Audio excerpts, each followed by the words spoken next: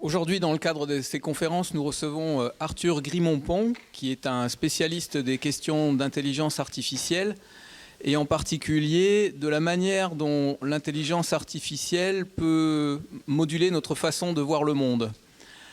Donc j'imagine qu'ici, vous avez tous envie de conserver votre liberté de penser et vos opinions, la façon dont vous forgez des opinions sur le monde. Donc cette conférence devrait éminemment vous intéresser.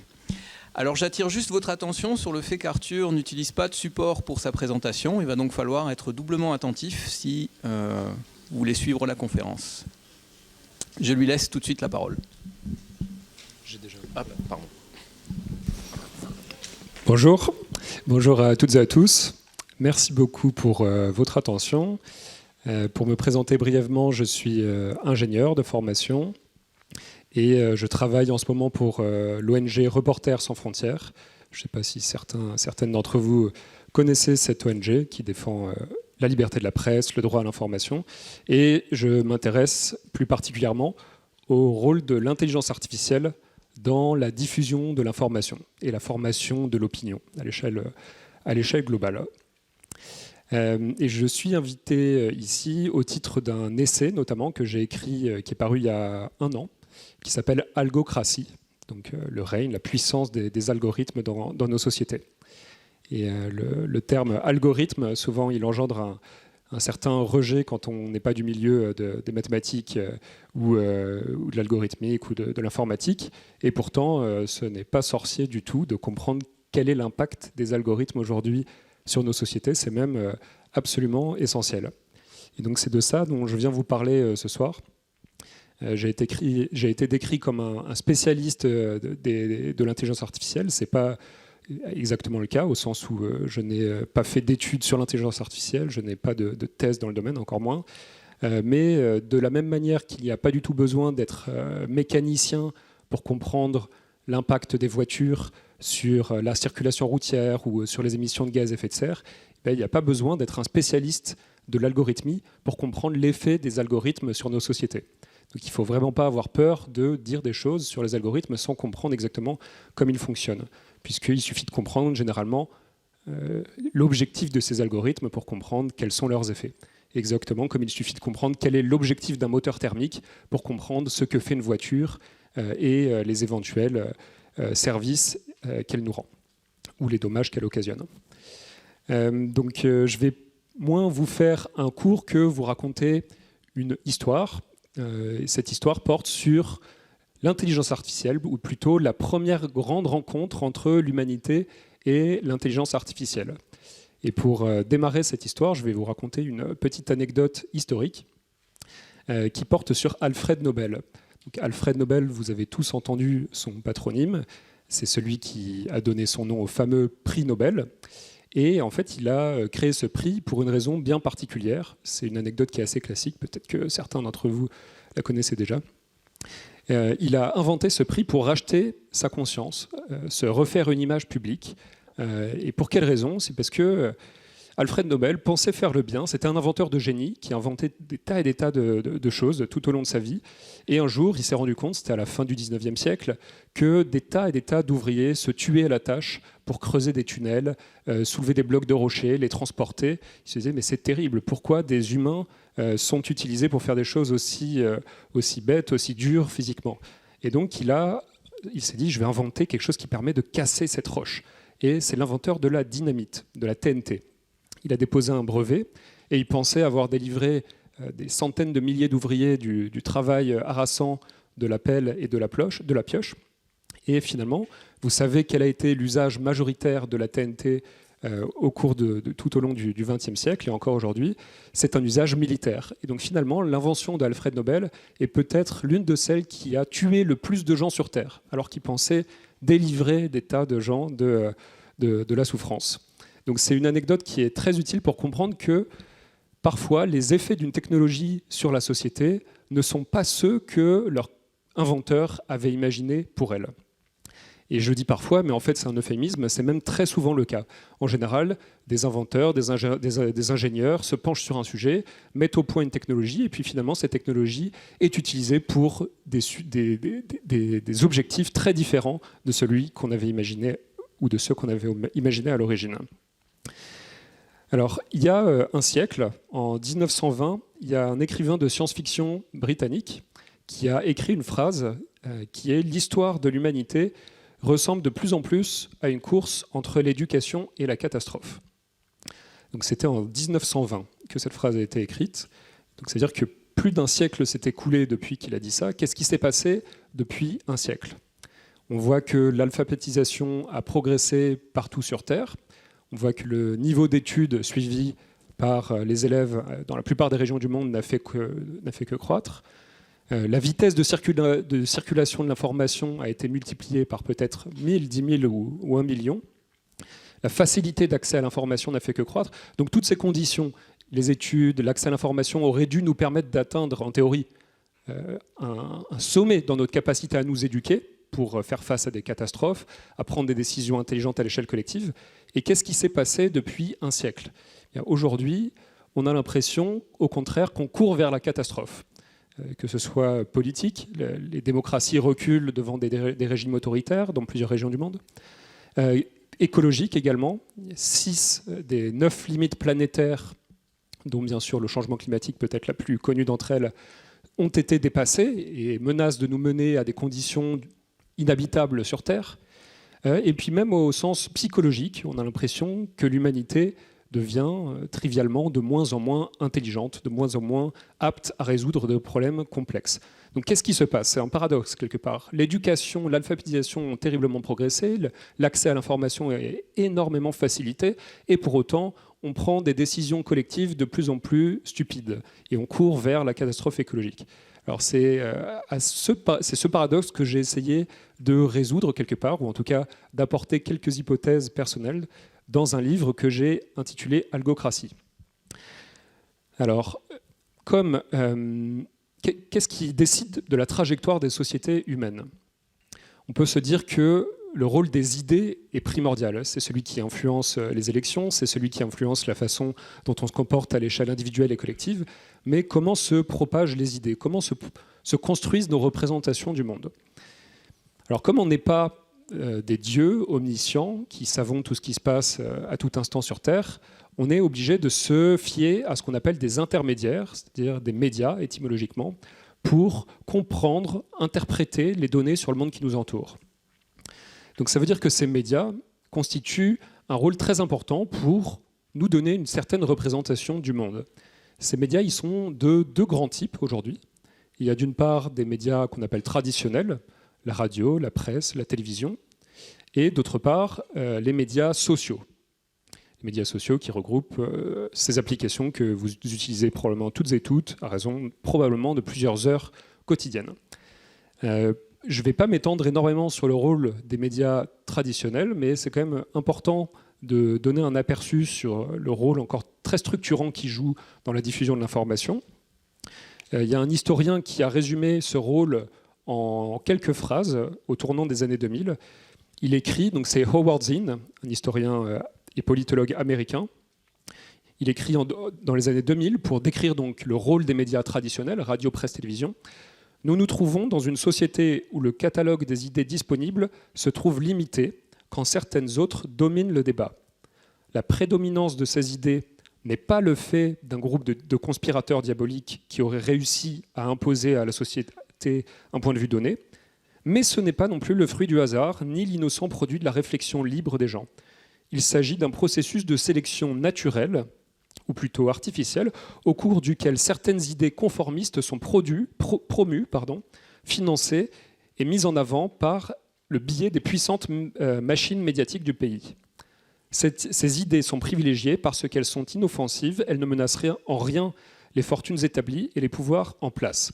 Donc vous voyez que c'est une description des médias traditionnels très critique, qui montre que la concentration, notamment capitalistique des médias, engendre des conséquences très importantes dans la façon dont les idées sont sélectionnées et mises en avant. Mais il n'y a pas besoin pour ça de faire appel à des théories complotistes en disant que X personnes contrôlent totalement le contenu des médias. Simplement, certaines idées sont promues puisqu'elles sont davantage conformes au statu quo économique qui arrange les propriétaires de ces médias. Et effectivement, aujourd'hui, dans la plupart des pays du monde, et la France n'y fait pas exception, il y a une poignée de milliardaires ou de familles fortunées qui possèdent la majorité des médias.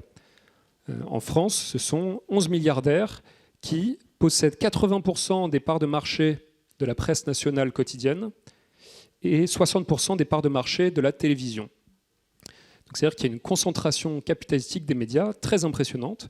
Et comme l'accumulation de capital a directement partie liée avec la poursuite des tendances actuelles, notamment par exemple l'extraction des énergies fossiles, eh bien, il est très difficile de faire en sorte que ces médias promeuvent largement des idées de changement.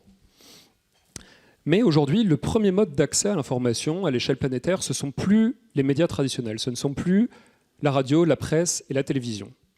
Aujourd'hui, ce sont les médias sociaux. Donc les médias sociaux, pour le coup, vous êtes très familiers toutes et tous avec ce qu'ils sont. Donc Facebook, YouTube, Instagram, Snapchat, TikTok. Ils ont des fonctionnalités et des apparences qui sont distinctes, mais ils reposent exactement sur le même modèle économique. Je pense que vous connaissez le modèle économique de ces plateformes.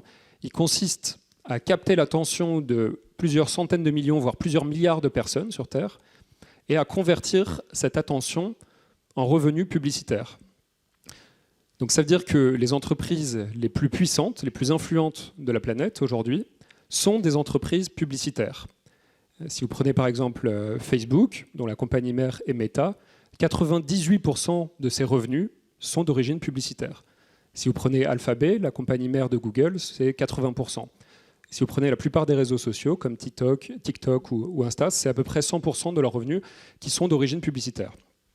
Donc ça veut dire qu'aujourd'hui, les entreprises les plus puissantes de la planète sont en compétition pour extraire une ressource rare et illimitée, bien que immatérielle, qui est notre temps d'attention, notre temps de cerveau disponible qu'on leur donne quand on est sur ces applications.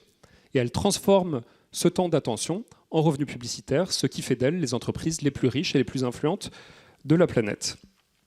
Et là où ça commence à devenir perturbant, c'est que ce temps d'attention, ce n'est pas nous qui décidons de leur donner, mais ce sont des algorithmes qui choisissent ce à quoi on accorde notre attention. Alors, on pourrait se dire que le modèle publicitaire n'est pas nouveau, ni toute cette économie de l'attention qui en découle. Vous connaissez peut-être la phrase du patron de TF1 des années 80, qui a prononcé cette phrase, j'étais pas né non plus, mais on me l'a raconté, elle est très célèbre, qui disait que le métier de TF1, c'était de vendre à Coca-Cola du temps de cerveau disponible.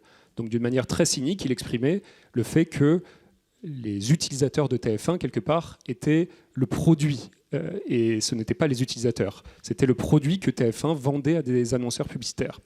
Et aujourd'hui, il se passe exactement la même chose avec les réseaux sociaux, mais à une toute autre échelle, puisque les réseaux sociaux ont une capacité absolument hors du commun, bien supérieure à celle des médias traditionnels, à capter notre attention.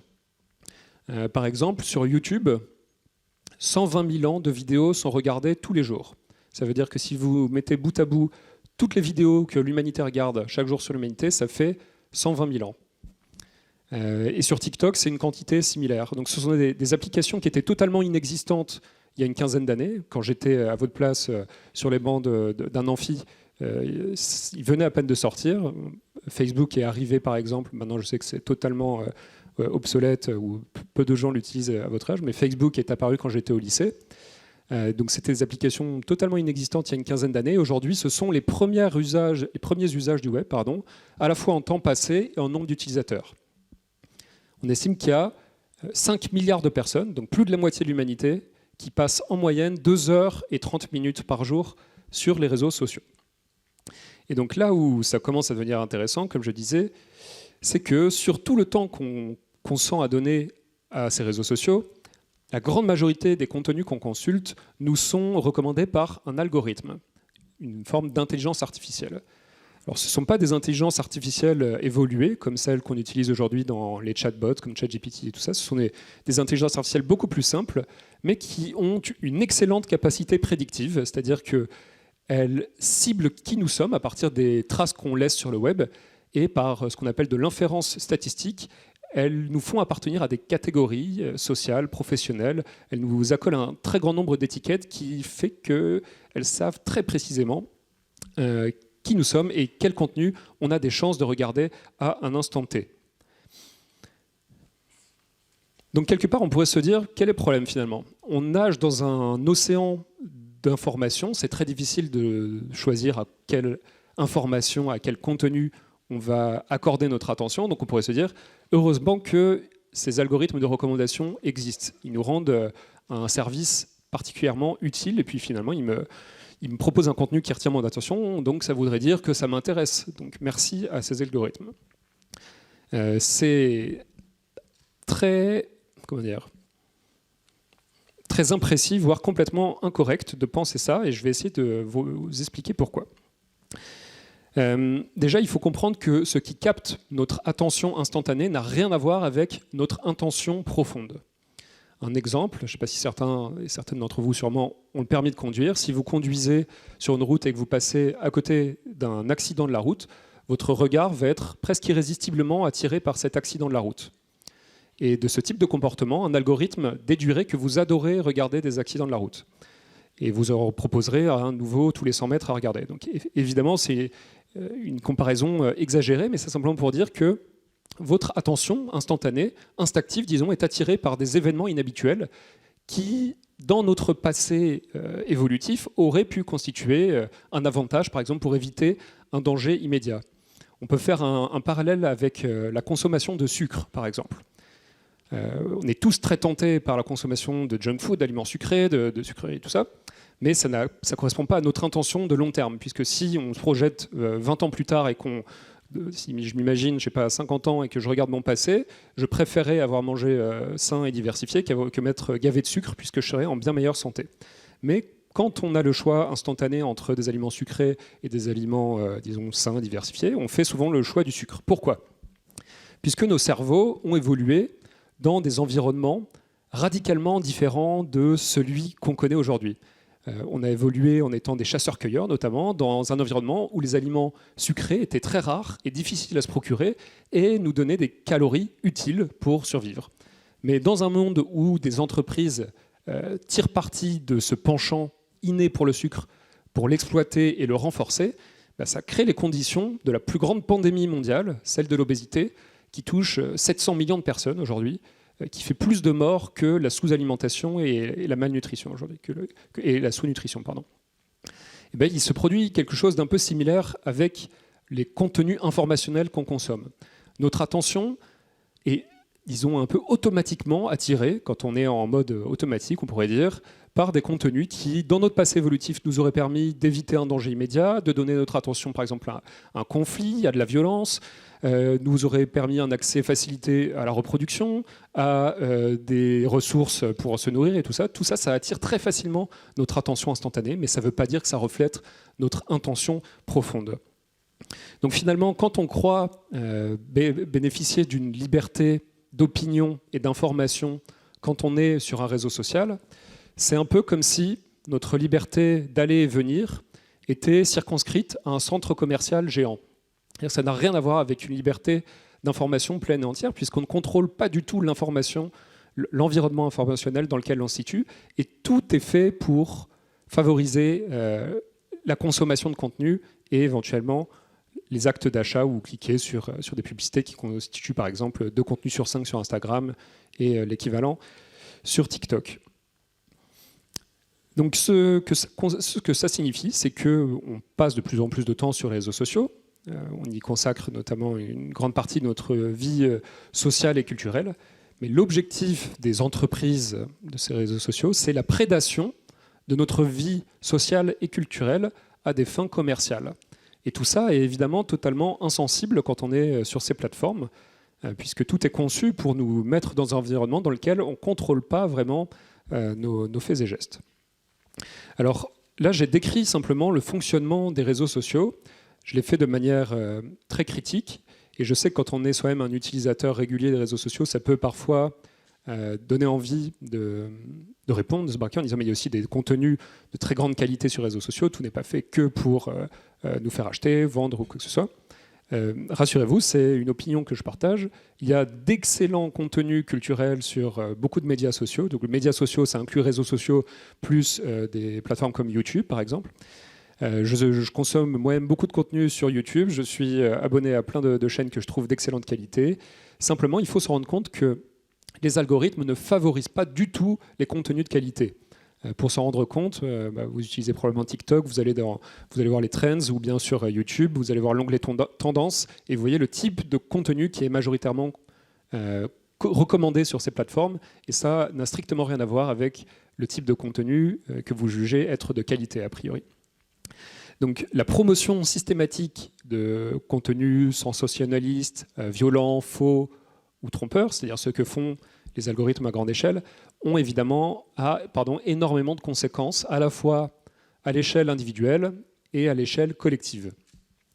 Je me suis davantage intéressé à l'échelle collective dans mon livre qui s'appelle Algocratie, donc qui s'intéresse plutôt au rôle des algorithmes à l'échelle de la société, mais c'est aussi utile de comprendre l'effet de ces algorithmes à l'échelle individuelle.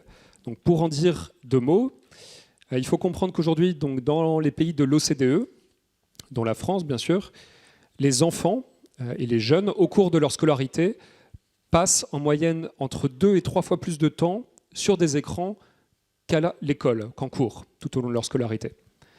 Donc ça veut dire que les parents, par exemple, accordent énormément d'importance au programme scolaire, mais à ce titre, ils devraient peut-être accorder autant d'importance, sinon plus, aux règles de diffusion de l'information sur ces plateformes qui constituent donc la première porte d'accès à l'information, et certes pas à l'éducation aujourd'hui.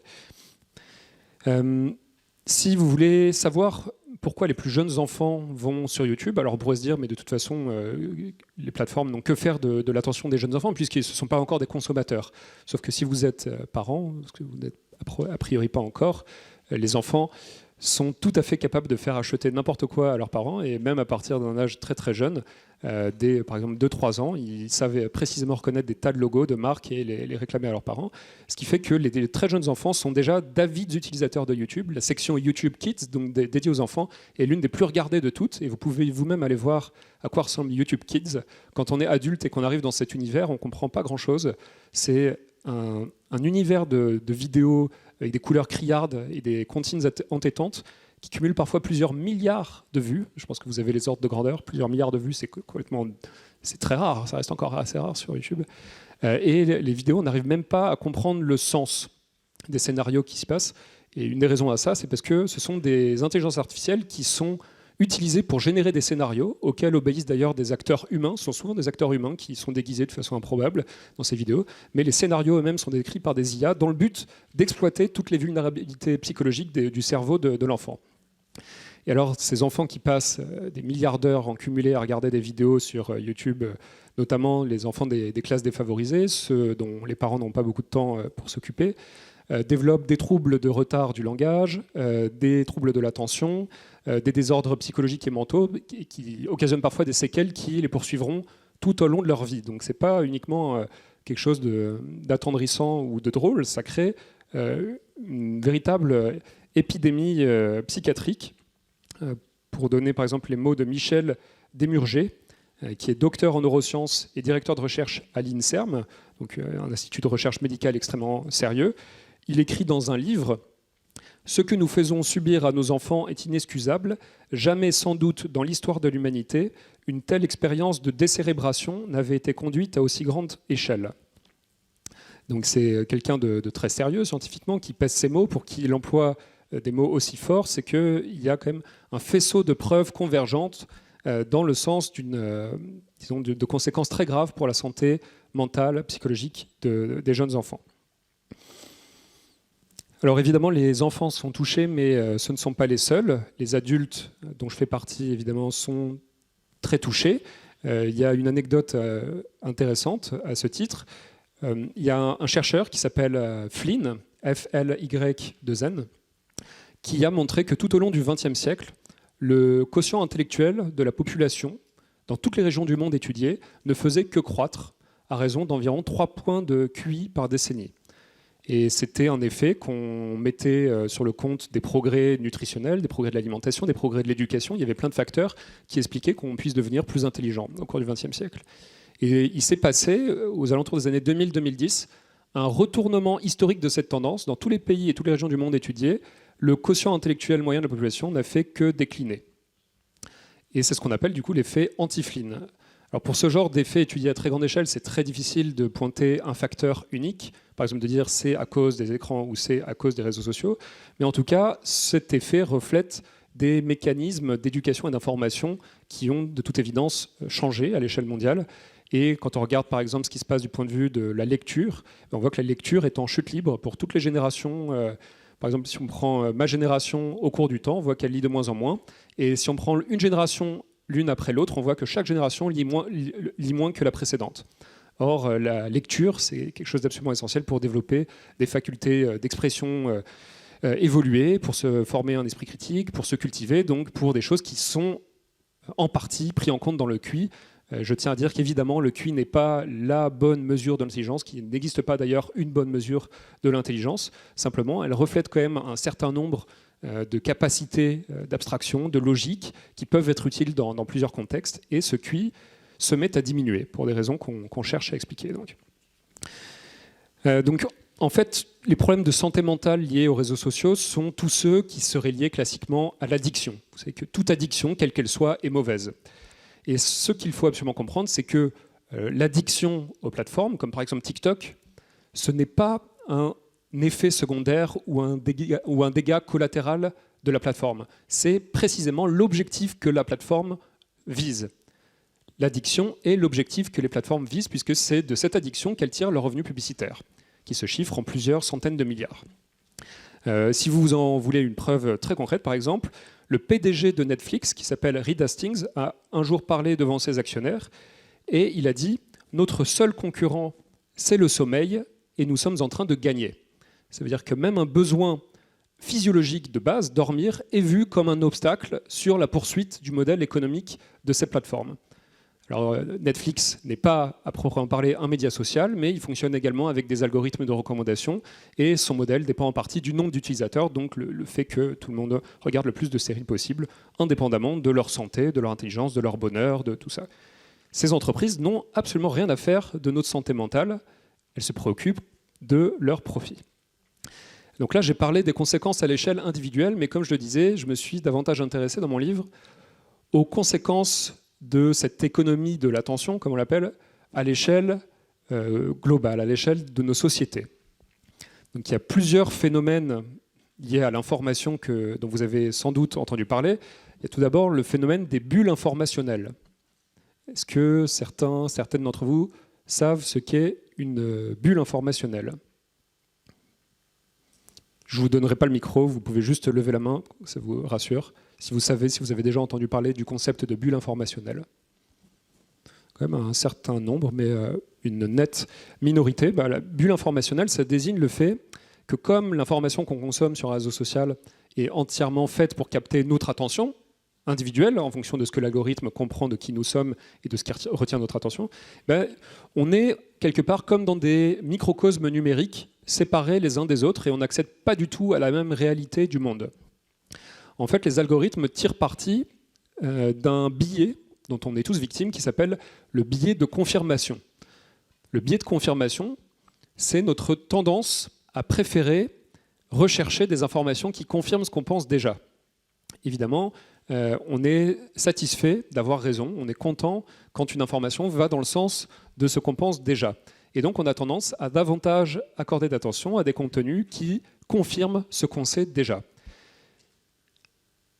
Pour prendre un exemple concret, s'il y a des manifestations qui tournent mal et qu'il s'ensuit un affrontement entre les forces de l'ordre et les manifestants, eh bien, si vous avez un a priori pro-police, vous allez voir exclusivement des vidéos de manifestants violents qui s'en prennent gratuitement aux policiers. Si inversement vous avez un a priori plutôt anti-flic, vous allez voir des vidéos de violences policières qui s'en prennent gratuitement à un manifestant à terre. Et mon propos ici n'est pas du tout de prendre parti pour l'une ou l'autre des deux formes de violence, mais simplement d'expliquer que quand on a un a priori, on a tous des a priori sur tout un tas de sujets, ces a priori vont être renforcés par les bulles informationnelles, par notre consommation d'informations sur les réseaux sociaux. Et à l'échelle de la société, ça crée, disons, ce qu'on appellerait une érosion de notre socle de croyances et de connaissances. C'est-à-dire qu'on accède aux mêmes faits d'information. Voilà, il y a des manifestations, il y a eu des violences, mais on n'accède plus du tout au même angle sur la réalité. Et vous voyez que c'est un problème qui est finalement plus complexe que celui des fake news. Il ne s'agit pas ici de fake news, il ne s'agit pas de désinformation. On accède à des événements qui sont réellement passés dans l'une et l'autre des deux bulles informationnelles. Mais ces deux événements peuvent coexister. Il peut y avoir eu, et c'est très souvent le cas, des violences policières et des affrontements et des violences de manifestants. C'est ce qui se passe dans la plupart des grosses manifestations. Et puis ça s'explique de façon assez facile humainement. Et pour autant, quand on est dans une bulle informationnelle, on se persuade qu'une des deux formes de violence est très largement prépondérante et donc absolument inexcusable, et on n'arrive même plus à comprendre un point de vue adverse. Donc là, j'ai pris un exemple banal sur lequel vous avez probablement déjà un avis formé, mais c'est le cas sur la plupart des sujets de politique, et on se retrouve dans une société où le contrat social, la délibération publique est de plus en plus difficile, étant donné qu'on n'a même pas l'impression de parler des mêmes choses. Donc ça, c'est un des effets à l'échelle collective, les bulles informationnelles. Il y a un autre effet qui est celui de la désinformation, tout simplement. Alors il y a une nuance entre la mésinformation et la désinformation. La mésinformation, c'est toute information erronée, mais pas volontairement erronée, alors que la désinformation, il y a une notion de manipulation derrière. Si on reprend en tout cas la terminologie classique, c'est-à-dire que la désinformation, il y a une volonté de tromper, alors que la mésinformation, c'est simplement des informations fausses qui circulent. Les deux existent à très grande échelle, et une des raisons à ça, c'est que les algorithmes amplifient énormément la désinformation. Alors ça paraît bizarre, pourquoi ces entreprises voudraient amplifier le faux devant le vrai? On pourrait dire, à cause de ça, elles vont perdre notre confiance, et donc on ne voudra plus consulter leur fil d'actualité, mais ce n'est pas du tout le cas. La réalité, c'est que ce qui est faux nous étonne, et ce qui nous étonne a davantage de possibilités de retenir notre attention. Et donc, par exemple, une étude de chercheurs du MIT a montré, en 2019, que l'algorithme de Twitter, en général, sur Twitter, qui est maintenant X, la désinformation se propage 6 fois plus vite qu'une information authentique, sur le même sujet. Et donc, multiplié par les centaines de millions de tweets, les millions d'utilisateurs de Twitter, ça crée des conditions favorables à des théories du complot gigantesques où beaucoup de gens se mettent à croire tout et n'importe quoi simplement parce que le faux est privilégié sur ces plateformes. Un exemple de théorie complotiste, conspirationniste, récente, de très grande échelle, dont vous avez peut-être entendu parler, c'est celle de QAnon. Levez la main ceux qui ont déjà entendu parler de QAnon. À peu près la même proportion que pour les bulles informationnelles. Donc, QAnon, c'est une théorie qui a vu le jour aux États-Unis, qui a atteint un sommet en 2021, suivant laquelle le camp démocrate, donc l'une des deux grandes factions politiques aux États-Unis, élevait des bébés dans la cave de leurs immeubles pour boire le sang de ces bébés et ainsi accéder à la vie éternelle. Donc, c'est ce genre de théorie, on pourrait se dire que même au Moyen-Âge, elles n'auraient pas eu voix au chapitre tellement elles sont farfelues et loufoques. Mais il faut vous dire qu'en 2021, aux États-Unis, un électeur républicain sur 3 croyait dans cette théorie. On parle d'à peu près 1/6 des électeurs américains en 2021. Donc aujourd'hui, des théories du complot absolument absurdes se propagent à une échelle qu'on n'a pas vue depuis plusieurs siècles, à cause de l'amplification systématique du faux. Un autre effet de ces algorithmes à l'échelle globale, c'est ce qu'on pourrait appeler le dévoiement des démocraties, ou en tout cas des processus démocratiques, puisque les algorithmes accordent une préférence systématique au faux, au mensonge, à la diffamation, au sensationnalisme. Elles privilégient les candidats politiques qui ont ce type de discours. Un exemple très connu, c'est Donald Trump. Quand il a été élu en 2016, on retient souvent de cette élection, face à Hillary Clinton, qu'il y avait une ingérence russe qui avait influencé le résultat des votes. Il y a eu énormément d'enquêtes sur le sujet. Tout n'est pas très clair. A priori, oui, il y a eu des fermes de trolls russes impliquées dans l'élection de Donald Trump. Mais ce qu'on retient moins, c'est le rôle d'une entreprise américaine dans l'accession de Trump au pouvoir, le rôle de YouTube, qui a été démontré par un ingénieur français qui travaillait pour YouTube à cette époque, et qui s'est rendu compte du rôle néfaste de l'algorithme de YouTube et qui a décidé du coup d'en partir pour créer une ONG qui s'appelle Algo Transparency, qui vise à montrer le rôle de YouTube pour promouvoir tel ou tel type de contenu. Et avec le journal britannique Le Guardian, il a montré, Guillaume Chasselot, que l'algorithme de YouTube avait accordé une énorme préférence au camp républicain, au camp de Donald Trump. Alors la raison à ça, comme pour la désinformation, c'est pas qu'il y a des ingénieurs machiavéliques chez YouTube qui ont dit on va faire élire Donald Trump. Ce sont des entreprises de la Silicon Valley où une très nette tendance libérale démocrate, donc ils n'auraient jamais voulu a priori voir élire Donald Trump, pour la majorité d'entre eux en tout cas. Ce qui s'est passé, c'est que Donald Trump a eu une stratégie qui était de dire je vais faire aucune proposition constructive, je vais faire exclusivement attaquer mes adversaires, en l'occurrence Hillary Clinton, et diffamer sur mes adversaires. Et par chance, ou par malchance pour une grande partie de la société américaine, voire mondiale, l'algorithme de YouTube donnait une préférence systématique à ce type de comportement, puisque ça retient notre attention, même malgré nous. Ce qui est violent, ce qui est faux, ce qui est sensationnaliste nous étonne et retient notre attention. Il faut savoir que ces élections s'étaient jouées à 60 000 voix dans un pays de 300 millions de personnes. C'est-à-dire vraiment un tout petit nombre de voix qui étaient en plus réparties dans 3, ce qu'on appelle états balance, des swing states. C'est-à-dire que même un très léger biais de l'algorithme de YouTube aurait suffi à faire pencher la balance dans un sens ou dans l'autre. Mais en fait, le biais de la machine n'était pas léger, il était massif et systématique. Il y avait plus de 75% des contenus qui étaient favorables au camp de Donald Trump dans un pays qui compte des centaines de millions d'utilisateurs quotidiens de YouTube. Donc pour dire les choses de façon raccourcie et à peine exagérée, YouTube a fait élire Donald Trump aux États-Unis en 2016. Une entreprise américaine a fait élire Donald Trump. Une autre conséquence à l'échelle collective de ces plateformes sociales, des algorithmes de recommandation, c'est celle de l'aggravation des conflits. À nouveau, ces algorithmes propagent de la haine, du mensonge, de la désinformation, et notamment, elles amplifient des conflits existants. Elles ne les inventent pas souvent de toutes pièces. Généralement, ils tirent parti des fractures dans la société et renforcent ces fractures. Et un exemple tragique, c'est celui, par exemple, de la communauté Rohingya en Birmanie. Donc, les Rohingyas, ce sont une communauté d'obédience majoritaire musulmane en Birmanie et qui sont victimes de nombreuses discriminations de la part des Birmans majoritaires qui sont bouddhistes, et notamment des Birmans fondamentalistes. Ça, c'est une situation qui perdurait depuis déjà des décennies.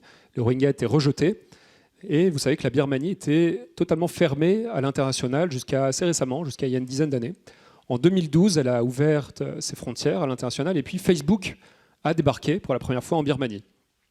De nombreuses personnes ont eu un smartphone, et puis Facebook était installé automatiquement sur leur smartphone, ce qui fait que pour ces personnes, Facebook était quasiment l'équivalent d'Internet. On voulait se renseigner, discuter avec des gens, on allait sur Facebook par défaut. Et Facebook a fait l'effet d'un acide sur une plaie ouverte, c'est-à-dire qu'il y a eu de la désinformation à l'encontre de la communauté Rohingya, qui est par exemple les accusés d'avoir violé les femmes birmanes, les accusés d'avoir tué des enfants birmans. Et cette désinformation a été terriblement amplifiée par les algorithmes de Facebook, au point de déclencher un conflit si violent que l'ONU l'a qualifié de nettoyage ethnique. C'est-à-dire qu'il y a eu plusieurs dizaines de milliers de Rohingyas qui ont été tués et plusieurs millions qui ont fui dans le Bangladesh voisin.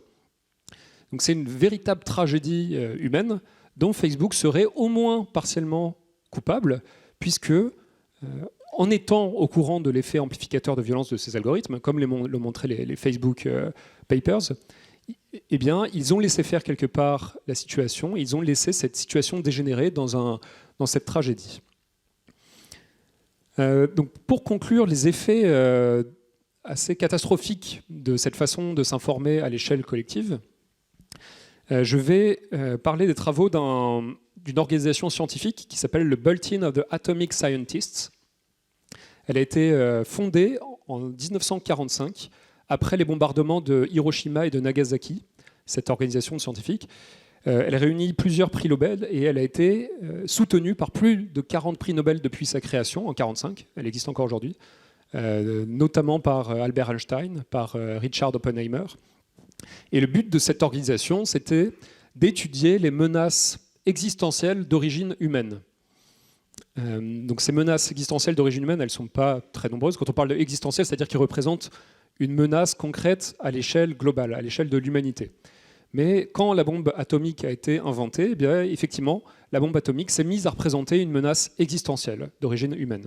C'est-à-dire que si un conflit atomique s'embrasait entre puissances nucléaires, on risquait par exemple de créer un hiver nucléaire, c'est-à-dire l'explosion simultanée de plusieurs bombes atomiques dans l'hémisphère nord, qui créerait un nuage de poussière gigantesque, qui créerait une baisse de la température globale, qui créerait les conditions d'une famine généralisée, d'énormément de radioactivité, tout ça. Donc ça, c'était une menace qui était très sérieusement et qui est encore étudiée aujourd'hui. C'était la première des menaces existentielles d'origine humaine. Et le Bulletin of the Atomic Scientists, donc cette société scientifique, s'est mise à étudier d'autres menaces existentielles d'origine humaine, comme le changement climatique, aux alentours des années 2010. Et puis, plus récemment, l'année dernière, pour être précis, elle a ajouté une autre menace assez improbable à son panorama des menaces, qui est, je cite, « un paysage de l'information corrompu empêchant toute prise de décision rationnelle ». Donc ce dont se rendent compte ces scientifiques, c'est qu'on n'a aucune chance de répondre intelligemment à des problèmes collectifs si on s'informe mal. Ce serait un peu comme de vouloir embarquer pour une traversée de l'Atlantique sur un voilier, en solitaire, sans carte de navigation, en étant ivre. Voilà, on n'a aucun moyen de répondre intelligemment à ces défis collectifs, comme le changement climatique, avec la façon de nous informer aujourd'hui. Un exemple de ça, par exemple, sur YouTube, une analyse en 2019 a montré que sur les 200 vidéos les plus recommandées de tout YouTube sur le sujet du changement climatique, la moitié propageait des opinions complotistes ou climato-sceptiques sur le changement climatique, c'est-à-dire nier l'origine humaine du changement climatique. On ne parle pas d'un petit nombre de vidéos isolées débiles sur YouTube, on parle de vidéos débiles mais très largement amplifiées, parmi les plus visionnées de toutes les plateformes sur ce sujet crucial.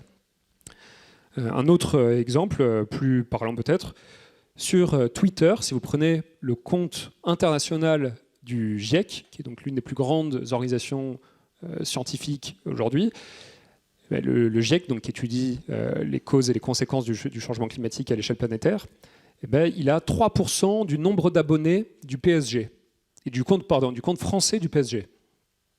Si vous prenez les autres comptes du PSG, on arrive peut-être à une fraction d'1%. Donc ça veut dire que des messages d'intérêt public sont très largement invisibilisés à très grande échelle. Donc la question n'est pas seulement celle de la désinformation, des bulles informationnelles, mais c'est aussi celle du détournement de l'attention. C'est-à-dire qu'on accorde de plus en plus d'attention à des choses peut-être, disons, futiles dans le meilleur des cas et toxiques dans un grand nombre de cas. Et ça détourne notre attention de problèmes très importants auxquels on mériterait d'accorder plus d'attention collectivement. Donc j'ai fait un certain nombre de constats assez anxiogènes, et là je vais parler rapidement de quelques solutions à tous ces problèmes. Je vérifie l'heure qu'il est. Oui, c'est ça, il me reste à peu près un quart d'heure pour aborder les questions des solutions.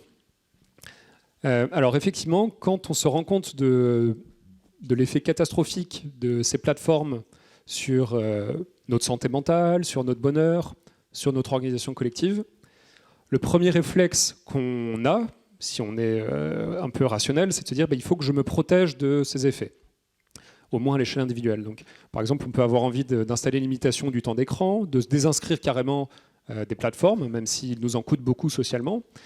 Mais le problème, c'est que si on fait tout ça à l'échelle individuelle, qu'est-ce qui se passe à l'échelle collective ? Vous imaginez bien que l'écrasante majorité des gens vont rester inscrits sur ces plateformes, vont continuer à avoir une grande partie de leur vie sociale qui se déroule sur ces plateformes.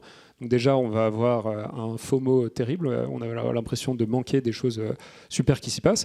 Et puis, la société continuera d'aller dans la même direction, c'est-à-dire que la désinformation continuera d'avoir lieu, les élections continueront d'être biaisées, on continuera à foncer comme un troupeau aveugle vers la falaise écologique, par exemple.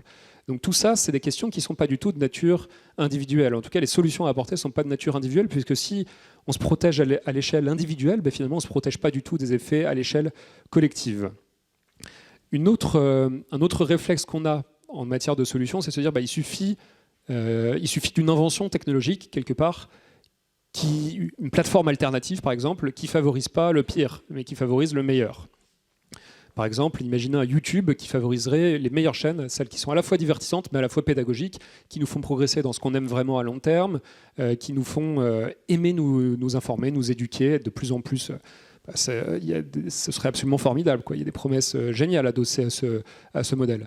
Mais le problème, c'est que ces plateformes alternatives, pour la plupart, elles existent déjà, mais elles ne sont pas conçues pour retenir l'attention. Donc ça veut dire que, par définition, elles ne vont pas l'emporter dans la guerre de l'attention. Elles vont rester minoritaires, elles vont rester marginales par rapport à ces plateformes qui, elles, sont conçues pour exploiter l'attention. Et les plateformes qui, en plus, sont conçues pour exploiter l'attention, elles bénéficient de ce qu'on appelle l'effet de réseau, c'est-à-dire que leur intérêt dépend directement du nombre d'utilisateurs. Ça fait envie à personne d'entre vous d'être sur une plateforme que personne n'utilise, puisque vous n'y verrez pas les contenus de vos amis, vous n'y verrez pas les contenus des personnalités qui comptent pour vous. Donc il faut que ce soit une plateforme qui est largement utilisée. Alors, comment on fait ? Ce n'est pas une question qui dépend de l'échelle individuelle, ce n'est pas une question qui dépend d'alternatives ou d'innovations technologiques. Donc ça veut dire qu'il faut agir finalement politiquement. Je ne sais pas si vous avez vu, mais Mark Zuckerberg, donc le PDG de Meta, et Elon Musk, le PDG de X, souvent ils comparent leur plateforme aux places de village de l'humanité. Donc c'est une position qui est très présomptueuse et la réalité est bien plus prosaïque. En réalité, ces plateformes fonctionnent comme des régimes autoritaires avec des autocrates à leur tête, puisque Mark Zuckerberg, par exemple, peut décider tout seul dans son coin de changer les règles de diffusion de l'information pour plusieurs milliards d'autres personnes. On pense très très souvent à la Chine quand on parle de contrôle des flux d'informations. Mais il faut savoir que dans les démocraties occidentales, il y a des individus qui ont un rôle unilatéral qui devrait être révoltant du point de vue démocratique dans l'accès à l'information.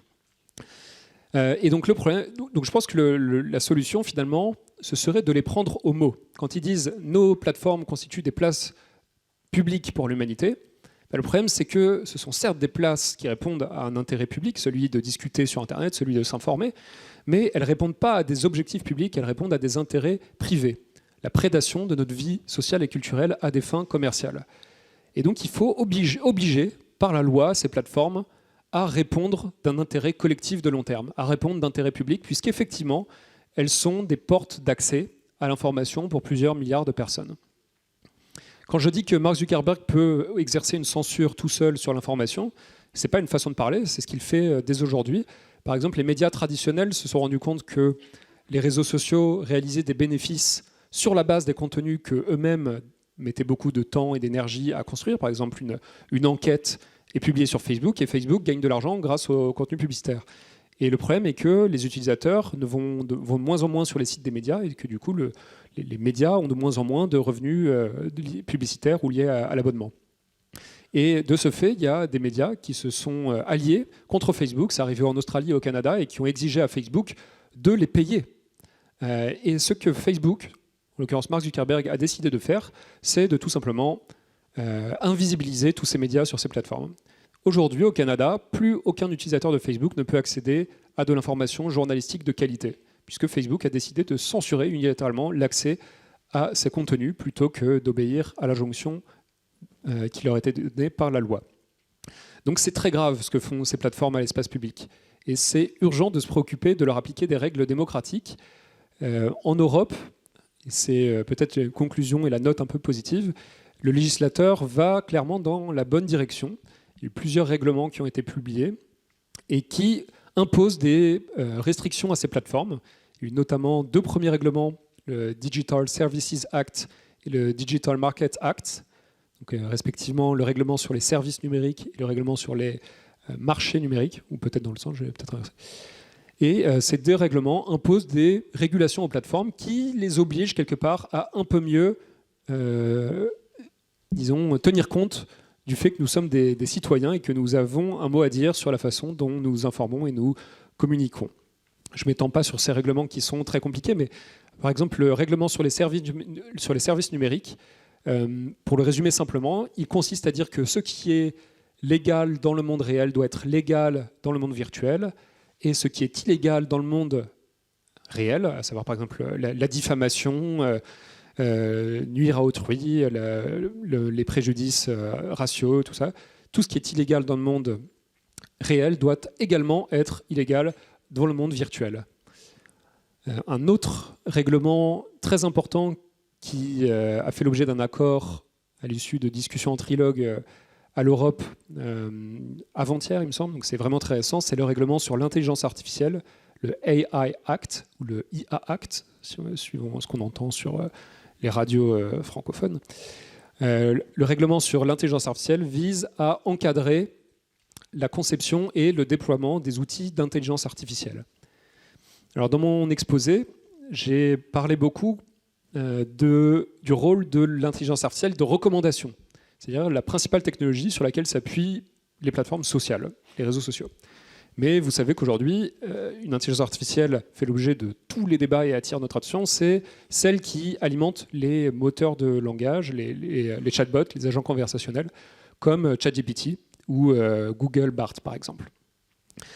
Ces modèles soulèvent d'énormes enjeux pour l'accès à l'information. Ce n'est pas l'objet de mon exposé, et je pourrais faire une nouvelle heure rien que sur la question. C'est la question qui a occupé mon travail à Reporters sans frontières jusqu'à présent. La question est de savoir qu'est-ce que peut faire l'IA au paysage de l'information, l'IA générative notamment, celle dont on parle énormément aujourd'hui. Alors il y a plein de questions que ça soulève. Il y a notamment la faculté de générateurs d'images à créer des photos réalistes qui sont totalement indiscernables. Aujourd'hui, au moment où je vous parle, ça y est, les photos générées par IA sont, pour les modèles les plus puissants, totalement indiscernables de contenu authentique. Et évidemment, ça soulève de très nombreuses questions sur qu'est-ce que c'est que l'information journalistique et comment accorder confiance à un contenu quand on sait que d'ici quelques mois ou quelques années, la majorité des contenus du web auront été générés par intelligence artificielle. Donc comment savoir tirer, comment trouver l'aiguille au milieu de la botte de foin de contenu artificiel, comment savoir qu'il y a des contenus authentiques là-dedans. Il y a Hannah Arendt qui avait dit quelque chose de très intéressant, qui était « Quand tout le monde vous ment en permanence, le résultat n'est pas que vous croyez ces mensonges, mais que plus personne ne croit plus rien.